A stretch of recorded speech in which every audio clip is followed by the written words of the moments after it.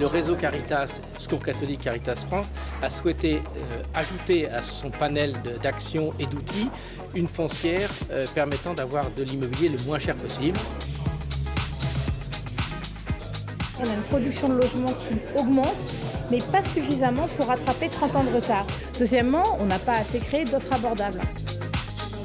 L'État a la responsabilité d'agir contre le mal logement, mais sans les associations, quelles qu'elles soient, on ne peut pas agir. Ce n'est pas simplement des gens qui font pour le compte de l'État, ils ont leur propre vision des choses, ils sont acteurs du projet.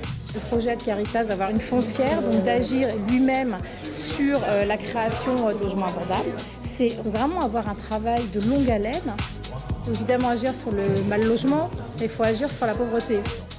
Aujourd'hui, les modalités de financement du logement social, de l'hébergement et plus globalement de toutes les solutions qui sont à destination des personnes en situation de mal logement se diversifient. Donc la foncière, elle a complètement sa place aujourd'hui, c'est-à-dire qu'elle va rentrer dans des nouveaux modèles économiques qui sont totalement indispensables pour créer tout simplement du logement, de l'hébergement au sens large.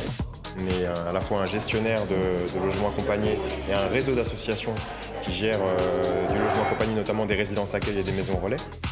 Je découvre ce que c'est que le fonctionnement d'une foncière vraiment aujourd'hui. On finance ce qu'on appelle les entrepreneurs engagés. On avait envie de voir les projets qui peuvent se développer et puis commencer à réfléchir comment on pourrait accompagner le réseau Caritas dans ces développements-là qui nous intéressent. Je cherchais aussi à prendre le pouls un petit peu des politiques publiques en matière de logement social et les invités ont, je crois, pleinement répondu à ces questions-là, donc c'était très intéressant. Ouais.